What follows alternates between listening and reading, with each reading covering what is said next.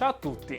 Visto il grande interesse suscitato dal video Abbassa la pressione in 3 mosse che abbiamo fatto pochi giorni fa, abbiamo deciso di fare una guida completa in 10 punti per darti tutte le indicazioni utili e determinanti per abbassare la pressione arteriosa e soprattutto tenerla sotto controllo. Mi raccomando, guarda tutto il video perché in fondo risponderò alle domande specifiche che mi avete fatto.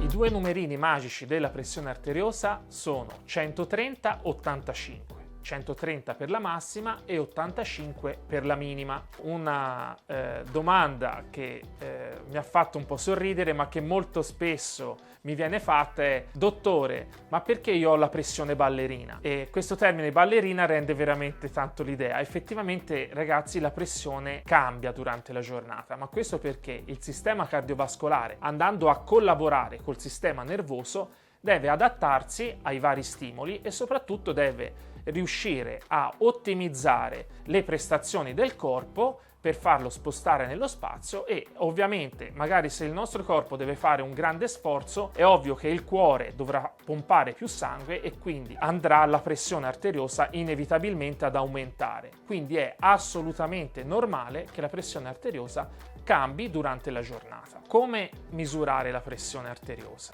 Ti voglio dare una piccola regolina, si chiama la regola del 3. Di mattina ti metti tranquillo seduto al tavolo di cucina, ti rilassi 3 minuti prima di misurare la pressione, appoggi il braccio al tavolo e inizi la misurazione. Normalmente si prendono 3 misurazioni a distanza di 3 minuti l'una dall'altra. Se trovi la pressione un po' più alta rispetto ai numeri magici che ti ho detto, stai tranquillo perché di mattina è normale avere la pressione un po' più alta. I valori invece che sono un po' più indicativi, direi nettamente più attendibili, sono quelli che si fanno alla misurazione in tarda mattinata. Consiglio mezzogiorno, mezzogiorno e mezzo. Ripeti le 3 misurazioni e poi, per avere un quadro più completo, magari da prospettare al tuo medico curante o al tuo cardiologo, fai anche la misurazione la sera subito prima di cena. Nella misurazione alla sera potresti notare che la pressione arteriosa è lievemente calata, è tutto normale. Te l'avevo detto che era ballerina, non la pressione, quindi tutto normale. Adesso veniamo a quelli che sono i 10 comandamenti per ridurre e tenere sotto controllo la pressione arteriosa. Partiamo dal primo. Riduci il peso. Non si sta parlando di filosofia perché avete di fronte uno che sta riducendo il peso, non tanto perché ha la pressione arteriosa alta, ma perché ridurre il peso vuol dire salute. Il meccanismo è molto semplice. Se sei in sovrappeso o magari in uno stato di obesità, devi sapere che avere dei chili di adipe, di grasso addosso, comporta avere una sorta di organo vero e proprio che ha bisogno di ovviamente sangue e di energie. Quindi in qualche modo il sistema cardiovascolare e quindi il cuore tenderà a essere sovraccaricato per spingere il sangue a livello anche di questi tessuti adiposi. Questo ovviamente comporta un sovraccarico nel nostro organismo, quindi nel nostro corpo, che in qualche modo dovrà essere trattato. Per darti i termini di quanto è importante il peso corporeo, devi sapere che ormai gli studi a livello di tutti i centri universitari sono concordi nel dire che se perdi 1 chilo di peso, con ogni probabilità avrai una diminuzione di una unità di pressione, quindi di 1 millimetro di mercurio della tua pressione arteriosa. Quindi si capisce che perdere e dimagrire in maniera graduale, lenta ma stabile alcuni chili di peso vuol dire sicuramente avere una riduzione della tua pressione. Passiamo al secondo comandamento, il movimento. Il movimento è importante. Bada bene, ho usato il termine movimento e non sport o agonismo perché in realtà per la tua salute è molto importante anche fare piccole attività senza esagerare, però che siano abbastanza costanti nel tempo. Il consiglio migliore da darti è quello di almeno fare 30 minuti di camminata a passo veloce al giorno per circa 5 giorni a settimana. Magari se tu sei particolarmente pigro e anche pensare per mezz'ora di fare una camminata veloce ti fa inorridire, sappi che ognuno di noi può partire a fare un po' di movimento. Basta anche 5-10 minuti di camminata, magari inizialmente lenta, però credimi che sentirai fin da subito i benefici. Il movimento ti permette di produrre delle endorfine, che sono delle sostanze che ti fanno star bene, in qualche modo degli ormoni della felicità, e quindi la cosa determinante è partire gradualmente, perché se esageri con l'attività fisica sentirai dei dolori muscolari e noterai dei lati negativi del movimento che invece mai dovrai sentire. Il consiglio che ti do è la gradualità, cioè se sai di poter camminare tranquillamente 20 minuti, i primi giorni parti con la metà, perché almeno capirai cos'è il benessere derivante dall'attività fisica. Addirittura gli ultimi studi indicano nei 60 minuti giornalieri il periodo ideale per il benessere, quindi la nostra salute. Ma consiglio mio, parti da 30 minuti se riesci a farli bene, oppure veramente pochi minuti, 5-10, di un'attività che ti fa star bene e ti piace. Arriviamo al terzo comandamento: riduci il sale da cucina. Del cloruro di sodio abbiamo già parlato in un video di cui ti metto il link in descrizione. Molto brevemente, il cloruro di sodio non fa benissimo se supera una certa quantità giornaliera. Qual è questa quantità? L'Organizzazione Mondiale della Sanità parla di 5 grammi al giorno. Per farti capire, questa quantità riesci benissimo ad arrivarci già con una pizza e una fetta di pane salato. Non mi fa tanto paura il sale, che comunque è il sale da cucina che te riesci a controllare visivamente, ma quello a cui devi stare molto attento è il sale nascosto nei cibi confezionati, processati, nelle famose pastine, nelle merendine, perché la grande industria alimentare, per far consumare di più, ha imparato ormai da tanti anni a mettere delle quantità di sale e di zucchero notevoli negli alimenti appunto raffinati. Questo perché sia il sale che lo zucchero stimolano un maggiore appetito e danno una sorta di felicità a breve termine, che però purtroppo è molto evanescente e che in qualche modo dà assuefazione e quindi spinge il consumatore a comprare sempre di più merendine e cibi appunto ultra raffinati. Qual è il consiglio che ti do? Siccome le merendine piacciono un po' a tutti e piacerebbero anche al sottoscritto, il mio consiglio è quello di non farle entrare nel carrello della spesa. Quindi se tu non hai le merendine in casa, di sicuro non le andrai a consumare. Quarto comandamento: riduci l'alcol. Allora, il consiglio che ti do è innanzitutto di abolire i superalcolici. I superalcolici in un piccolo bicchierino ti danno un quantitativo di alcol che è veramente tossico per il tuo organismo e soprattutto per il tuo fegato. Ormai da alcuni anni si è sfatato anche il mito che il bicchiere di vino rosso al giorno faccia bene. La realtà dei fatti è questa oggi, che la minima dose di alcol non tossica è 0. Cioè l'alcol, ragazzi, non si dovrebbe bere. Poi io sono un sommelier, amo il vino e quindi il compromesso che io ad esempio ho scelto è comunque di non bere dal lunedì al venerdì e magari il sabato o la domenica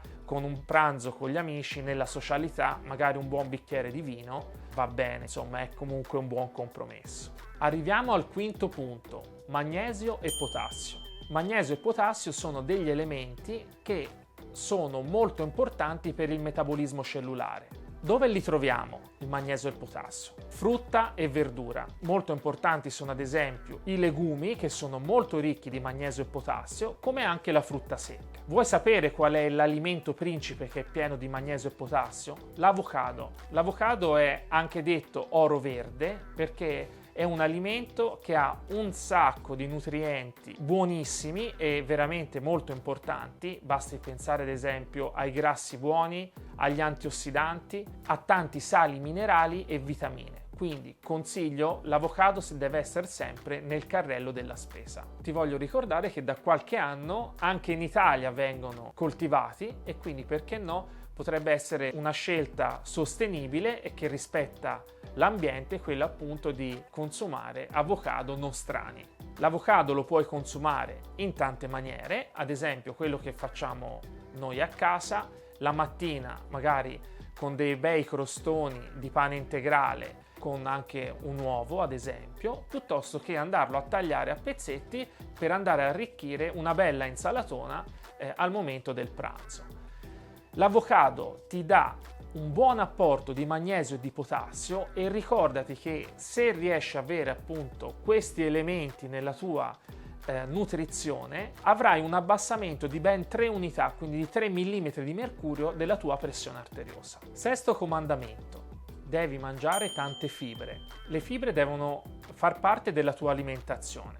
Cosa sono le fibre? Allora, le fibre in realtà sono della famiglia degli zuccheri, però bada bene, sono dei polisaccaridi non digeribili. Quindi in realtà il nostro corpo non riesce a digerirli e quindi a trasformarli in zuccheri utilizzabili, per cui questi polisaccaridi servono per aumentare il volume a livello dell'intestino e servono fondamentalmente per rallentare l'assimilazione degli zuccheri a livello appunto intestinale. Le fibre quindi impediscono al nostro organismo di avere un picco glicemico troppo elevato, quindi un innalzamento repentino della glicemia, e questo è un quadro che ho piacere di trattare in un prossimo video, perché è un qualcosa che dobbiamo capire molto bene per la salute di tutti i giorni. L'Organizzazione Mondiale della Sanità consiglia ben 30 grammi di fibre assunte attraverso la dieta ogni giorno. Come puoi fare? Delle belle insalate, verdure cotte. Ricordati che però le verdure cotte tendono ad avere, diciamo, un po' più di zuccheri rispetto alle verdure crude. Se sei impossibilitato a consumare appunto frutta e verdura perché sei fuori in ufficio oppure non riesci perché non hai il tempo materiale, il consiglio che ti do è magari portarti dietro del pane integrale, magari del pane di avena. L'avena è ricca di beta-glucani, che sono appunto fibre molto efficienti. Se proprio non riesci a consumare fibre, puoi ricorrere agli integratori, però ricordati, qualsiasi integratore non può sostituire in nessun modo la natura. Settimo comandamento: il caffè. Stai tranquillo, non ti dirò di smettere di bere il caffè perché io non potrei vivere senza. Il caffè è una bevanda che ormai fa parte della nostra tradizione. Il consiglio è questo, di non esagerare. Più o meno stai su 2, massimo 3 caffè al giorno. Il caffè alla fine ha un effetto benefico in queste concentrazioni perché stimola il sistema nervoso, è comunque pieno di antiossidanti. L'aspetto negativo è che tende a aumentare il cortisolo e quindi se esageri aumenta in qualche modo lo stress del tuo corpo. Il cortisolo è l'ormone appunto dello stress che va a dare a cascata delle ripercussioni assolutamente negative per la salute del tuo corpo. Punto numero 8. Devi cercare di seguire una dieta antinfiammatoria. Te la riassumo veramente in poche parole, però farò un video dedicato sulla dieta antinfiammatoria. Devi cercare di privilegiare gli alimenti che sono ricchi di omega 3, omega 6, di fibre, di antiossidanti, di vitamine e sali minerali. Questa è la regola per una vita in salute. Nono punto: il fumo. Sul fumo non transigo. Innanzitutto, anche in questo caso non si parla di filosofia perché io sono un ex fumatore. Per quanto riguarda il fumo di sigaretta, bisogna smettere perché il fumo di sigaretta non ha solamente la nicotina, ma ha centinaia di sostanze, ahimè, cancerogene, tossiche, quindi nocive per il tuo organismo. Decimo e ultimo comandamento: riduci lo stress. Lo stress di per sé non sarebbe una cosa solamente negativa. Infatti lo stress è come la risposta a uno stimolo che nell'uomo, diciamo negli anni e quindi nell'evoluzione dell'uomo, si è determinata in risposta a un stimolo, a uno stato di pericolo. Si aveva la scarica di adrenalina che doveva preservare la specie, quindi doveva proteggere in tutto e per tutto l'uomo. Lo stress di per sé non sarebbe quindi negativo, si parla in questo caso di eustress, cioè uno stress buono mirato alla difesa e alla protezione della persona.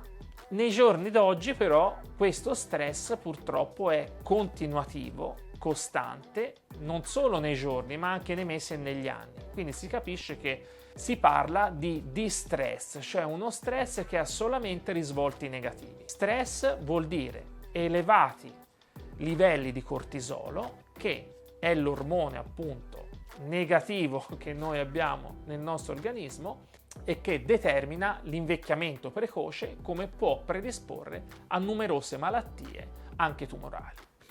Come si fa a ridurre lo stress? Il consiglio può essere quello di fare meditazione trascendentale, yoga, tai chi. In linea di massima vanno bene varie tecniche, quella che più ti piace e che più ti coinvolge. Quella che ad esempio che faccio io è quella di prendermi 30 minuti alla mattina, tutte le mattine, prima di entrare al lavoro nella clinica, vado a fare una bella passeggiata nel verde, nella pineta qui a Montecatini Terme. Sono per me 30 minuti in cui mi rilasso, mi vado a ricollegare con l'universo e magari alcune volte ho piacere di farle nel totale silenzio, mentre altre volte mi ascolto con le cuffie l'audiolibro che più mi piace e più mi coinvolge. Eccoci arrivati alla fine dei 10 comandamenti. Mi raccomando, tienili presenti. Venendo alle domande che mi avete fatto, ti ricordo di iscriverti al canale e magari, se ti è piaciuto questo video, di mettere un bel pollicione all'insù per incoraggiarci nel lavoro di divulgazione scientifica che ci fa piacere fare. In moltissimi mi avete scritto del problema appunto dello stress, dell'ansia, ma anche della depressione. Il consiglio che vi do ovviamente è di non chiudervi in voi stessi, di farsi dare una mano da amici o comunque da familiari con cui siete in sintonia, e se questo non basta non c'è assolutamente da vergognarsi nel rivolgersi a uno psicologo, a uno psicoterapeuta o comunque a un professionista che appunto possa aiutarvi. Alcuni di voi mi hanno scritto una classica domanda: ma perché un dentista si deve occupare di pressione arteriosa? La risposta è questa: è bene che un bravo dentista si occupi di pressione arteriosa. Non vi nascondo che io ho iniziato nel curare le persone, quindi prima ad esempio di un intervento chirurgico, ho iniziato a misurare la pressione arteriosa ai pazienti. E vi dico la verità, ho visto che i dati erano allarmanti, cioè l'ipertensione era veramente molto diffusa. Dovete sapere che nel momento dell'iniezione di anestetico oppure nel momento in cui il paziente sente anche poco dolore, la pressione arteriosa, la massima, schizza in alto. Quindi è bene appunto che un dentista se ne occupi. L'altro vero motivo che mi ha mosso nel registrare video sulla prevenzione, quindi sulla salute, è che ormai abbiamo capito che è inutile fare una buona terapia odontoiatrica se poi il paziente non ha un buono stato di salute complessivo. Quindi è inutile andarsi a concentrarsi sul tecnicismo della terapia se poi in realtà il paziente magari ha una dieta sbagliata, tanto stress, difese immunitarie basse ed è sedentario, perché potremo fare il migliore dei lavori possibili nella sua bocca, ma purtroppo i risultati non si avranno nel tempo perché avremo lavorato su un individuo debole. Luca pone l'accento sui carboidrati dolci, che sembrano appunto influire non poco sull'aumento della pressione arteriosa. Luca ha ragione, nel senso che purtroppo i carboidrati, quindi gli zuccheri raffinati, ci portano ad avere dei picchi glicemici, ci portano al sovrappeso e in realtà portano appunto a uno stato di infiammazione di tutto il corpo, che in qualche modo è anche corredato dall'aumento della pressione arteriosa. Quindi Luca, fondamentalmente hai ragione. Il primo premio, quindi medaglia d'oro per i migliori commenti, sono quelli di Dino, che dice che alla pressione 1.8 avanti e 2.2 dietro. La battuta è bellissima effettivamente. Ed è a pari merito con Fabio, che dice che l'unico movimento che lui ha piacere di fare è il sesso e se lo può fare tutte le sere. Il sesso è un'ottima attività, quindi oltre al movimento ti permette anche di star bene, e quindi il sesso è piacevole e fa bene anche all'umore, perché si ha un rilascio al momento dell'orgasmo di tante sostanze, di endorfine, di sostanze che ti fanno stare bene. Quindi Fabio e Dino, avanti tutta. Con questo è tutto, iscrivetevi per seguire i prossimi contenuti. Ciao e a presto!